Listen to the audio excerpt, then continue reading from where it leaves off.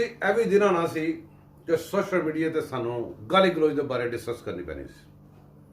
ਮਸਲਾ ਹੈਗਾ ਇੱਕ ਗਾਲੀ ਬਗੈਰਤ, ਇੱਕ ਗਾਲੀ ਗੱਦਾਰ। ਹੁਣ ਸਾਰੇ ਆਪਣੇ ਜ਼ਿਹਨ ਨਾਲ ਸੋਚ ਕੇ ਦੇਖੋ, ਗੱਦਾਰ ਵੱਡੀ ਗਾਲੀ ਹੈ ਕਿ ਬਗੈਰਤ ਵੱਡੀ ਗਾਲੀ ਹੈ। ਬਗੈਰਤ ਆਮ ਲੋਕ ਇੱਕ ਦੂਸਰੇ ਨੂੰ ਕਹਿ ਦਿੰਦੇ ਨੇ, ਕੋਈ ਵੱਡਾ ਕੇਸ ਕੁਛ ਨਹੀਂ ਬਣਦਾ, ਕੋਈ ਚੱਕਰ ਨਹੀਂ ਚੱਲਦਾ। ਜਿਹੜਾ ਹੈਗਾ ਨਾ ਗੱਦਾਰ, ਗੱਦਾਰ ਦੀ ਸਜ਼ਾ ਮੌਤ ਹੁੰਦੀ ਹੈ। ਗੱਦਾਰ ਬਹੁਤ ਵੱਡਾ ਲਫ਼ਜ਼ ਹੈਗਾ। ਹੁਣ ਬਹੁਤ ਅੱਛਾ ਆਇਆ, ਬਹੁਤ ਅੱਛਾ ਆਇਆ, ਬਹੁਤ ਅੱਛਾ ਆਇਆ। ਉਹ ਮਾਨ ਮਜ਼ਾਰੀ ਤੇ FIR ਦਰਜ ਹੋ ਗਈ ਹੈ ਕਿ ਉਹਨੇ ਬਗੈਰਤ ਬਾਜਵਾ ਕਿਹਾ। ਠੀਕ ਹੈ ਜੀ, ਅੱਛੀ ਗੱਲ ਹੈ, ਵੈਰੀ ਗੁੱਡ, ਹੋਣਾ ਚਾਹੀਦਾ ਹੈ। ਇਸ ਤਰ੍ਹਾਂ ਕਾਨੂੰਨ ਹਰਕਤ ਜਾਣਾ ਚਾਹੀਦਾ ਹੈ। ਲੇਕਿਨ ਕਾਨੂੰਨ ਦੂਸਰੇ ਪਾਸੇ ਗੱਦਾਰ ਤੇ ਕਿਉਂ ਨਹੀਂ ਹਰਕਤ ਜਾ ਰਿਹਾ? ਜਿਹੜਾ ਬਾਜਵੇ ਨੂੰ ਗੱਦਾਰ ਰੋਜ਼ ਕਹਿੰਦਾ ਹੈ, ਮਾਈਕ ਫੜ ਕੇ ਹਜ਼ਾਰਾਂ ਬੰਦਾ ਖਿਲਾਰ ਕੇ ਪੂਰੀ ਦੁਨੀਆ ਦੇਖ ਰਹੀ ਹੁੰਦੀ ਹੈ, ਰੋਜ਼ ਕਹਿੰਦਾ ਗੱਦਾਰ, ਉਹਦੇ ਤੇ ਨਹੀਂ ਹੁੰਦਾ। ਕਿਉਂ? ਮੈਨੂੰ ਲੱਗਦਾ ਕਿ ਬਾਜਵੇ ਨੇ ਆਪ ਇਜਾਜ਼ਤ ਦਿੱਤੀ।